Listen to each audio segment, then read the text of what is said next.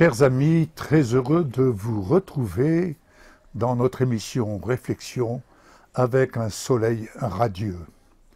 Je suis ici dans un village proche de Royan, précisément à Méché-sur-Gironde, et dans ce village que l'on connaît depuis de longue date, eh bien je suis chez une amie, chez une sœur, que nous connaissons depuis de longue date, compagnon d'œuvre, en la personne de Janine Brunier, femme de prière, et ce lieu, j'aime y venir lorsque nous venons rendre visite à notre sœur, j'aime y venir tout simplement parce que la parole a sa demeure en ce lieu.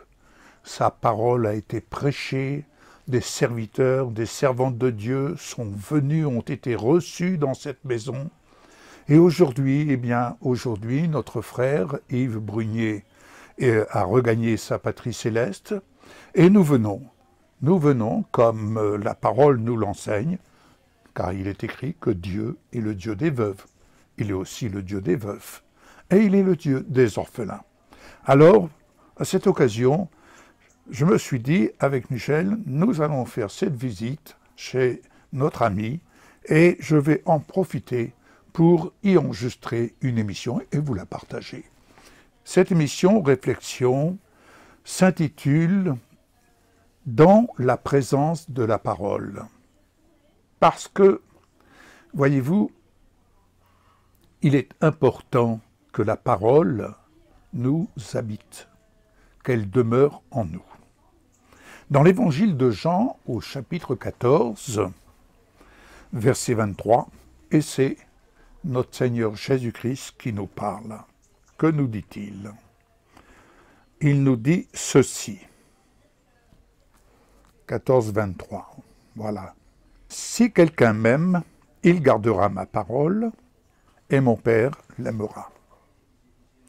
Nous viendrons à lui, et nous ferons notre demeure chez lui. J'ai eu l'occasion de partager avec l'un de mes fils spirituels. Garder la parole, c'est veiller à ce qu'elle soit présente en nous.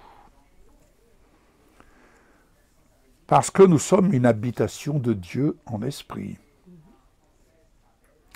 Et là où elle habite, elle demeure. La notion de demeurer, par extension, c'est une habitation. Elle demeure vivante, en puissance et en gloire. Dans l'évangile de Jean, chapitre 15, verset 5, Jésus nous enseigne ceci. « Je suis le cep, vous êtes les sarments.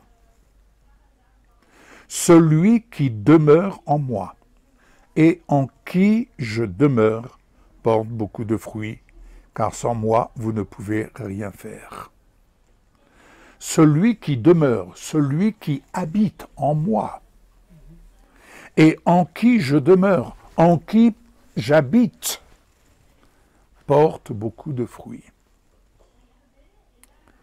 Là où je vais demeurer, il m'est arrivé, en allant sur le champ de mission, d'habiter, de demeurer chez l'habitant, de demeurer chez nos frères et sœurs. Donc, là où je vais demeurer, je vais habiter. Si donc j'habite, je vais apprendre à découvrir le mode de vie de ceux avec qui et chez qui je demeure, par extension, chez qui j'habite. Je vais découvrir leur façon de cuisiner, je vais découvrir leur mode de vie au sens le plus large. Et que va-t-il se passer à ce moment-là? La réflexion est très simple. Il y a une interaction, c'est-à-dire un partage qui s'opère dans les deux sens. Ainsi, nous apprenons à vivre en communion les uns avec les autres. Et c'est exactement la même chose. Lorsque la parole demeure en nous et que nous demeurons dans la parole, nous apprenons à découvrir la vie de la parole. Et nous apprenons à vivre avec elle et elle apprend à vivre avec nous. Jean 15, verset 7, Jésus dit ceci, « Si vous demeurez en moi, si vous habitez en moi, si vous habitez dans ma parole. »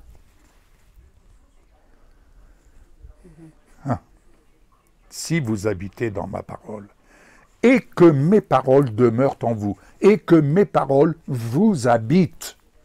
Ce n'est pas simplement des paroles que nous entendons, ça et là, et ce n'est pas « j'ai entendu », oui, et puis ensuite on va vaquer à nos occupations, on devient des auditeurs oublieux. Non. Non. Lorsque je demeure chez quelqu'un, ou que quelqu'un vient demeurer chez nous, il découvre notre mode de vie. Il goûte comme beaucoup d'amis qui viennent nous rendre visite, il goûte à la paix de Dieu, entre autres. Mais la paix de Dieu, c'est l'œuvre de la parole. C'est l'œuvre de la parole qui habite chez nous, en nous, et avec qui nous habitons, et en qui nous demeurons. Il y a une interaction qui s'opère. Ainsi, si vous demeurez en moi, si vous habitez en moi par extension, demandez ce que vous voudrez et cela vous sera accordé. Quand je lis ce verset, je ne vous cache pas, je me dis, mais c'est tellement simple, Seigneur. Si nous demeurons en toi, demandons ce que nous voulons et cela nous sera accordé, tout simplement. Et oui, c'est aussi simple que cela. C'est aussi simple que cela. Pourquoi? Le verset 9 nous dit ceci, « Comme le Père m'a aimé, je vous ai aussi aimé. Demeurez dans mon amour. » Ah, bien-aimé, cette habitation a un nom. Cette habitation a une atmosphère. Cette habitation a une présence. Ce lieu d'habitation se nomme amour. Ouais. Le verset 10 nous dit « Demeurez dans mon amour, habitez dans mon amour. » On ne parle pas de cet amour limité aux choses de la terre. On parle de cet amour qui nous vient d'en haut, qui nous est pleinement révélé dans l'œuvre de Jésus-Christ. Donc, je suis invité à demeurer dans l'amour du Père. Le verset 11, dans Jean 15, dit quelque chose de merveilleux.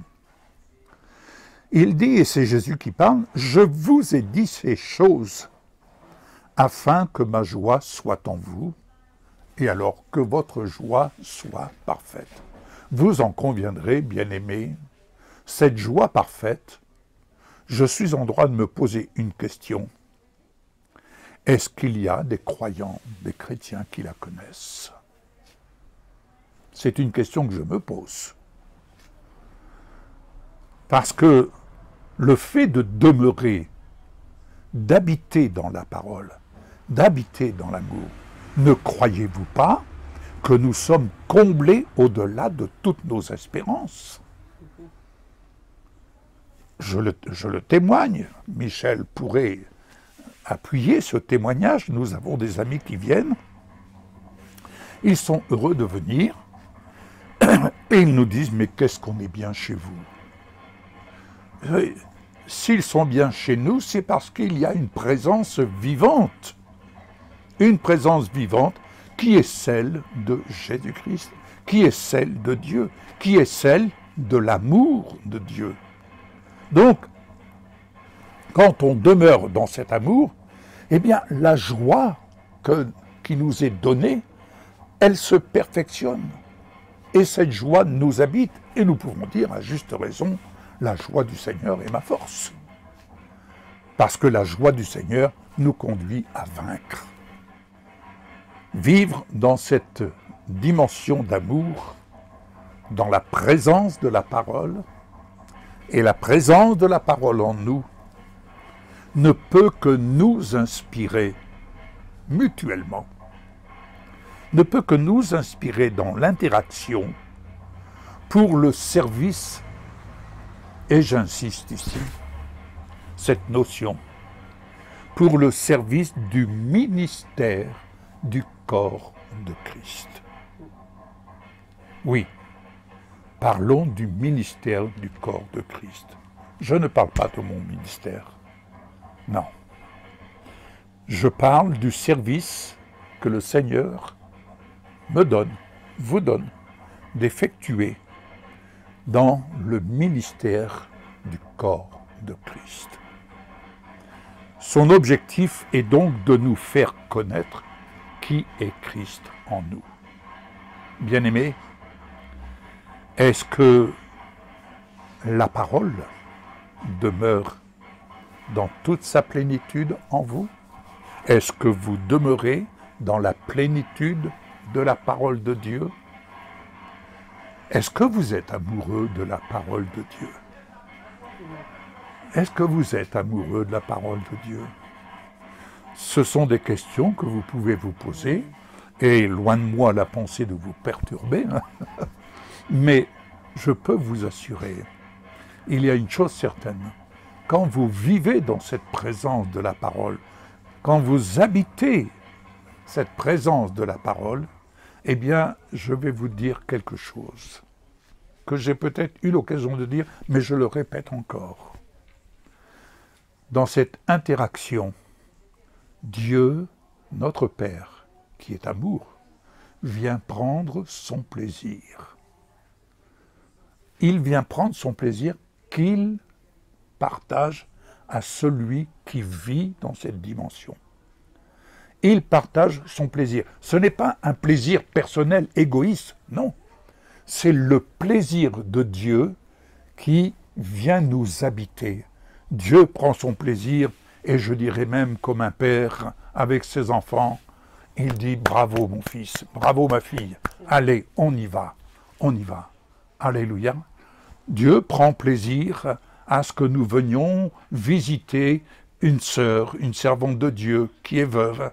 Dieu prend plaisir à ce que nous venions la visiter. Dieu prend plaisir dans ce service qu'il nous donne d'effectuer. Bien-aimés, il y a tant de choses où Dieu veut nous procurer son plaisir dès l'instant où nous acceptons d'apprendre à vivre en demeurant, en habitant dans sa parole, et que sa parole habite en nous. Amen. Père, je te remercie au nom de Jésus, que cette exhortation, que cette réflexion trouve le chemin du cœur de toute personne qui est à l'écoute de cette réflexion, de ce message. Oui, merci pour le service du ministère du corps de Christ en action. Et dans ce service, merci pour la part que tu me fais grâce d'y prendre et d'y apporter ce qui est nécessaire et surtout ce que tu m'inspires dans ce temps présent. À toi va ma reconnaissance, Père, pour ta bénédiction sur tous ces bien-aimés qui sont au bénéfice de ce message. Que la guérison, comme nous avons prié pour notre sœur Janine, que la guérison, ta guérison, soit leur partage. Que l'abondance de ta maison soit également leur partage. Et que cette joie que tu veux parfaite en nous soit également dans leur cœur, dans leur demeure, au sein de leur famille. Et que tu puisses vraiment, Père, venir prendre ton plaisir, leur témoigner le plaisir que tu prends lorsqu'ils décident de demeurer en toi et que tu puisses demeurer en eux. À toi ma reconnaissance au nom de Jésus. Amen. Amen. Bien-aimés, je vous dis à une prochaine émission. En attendant, allez de l'avant, prenez bon courage. Au revoir.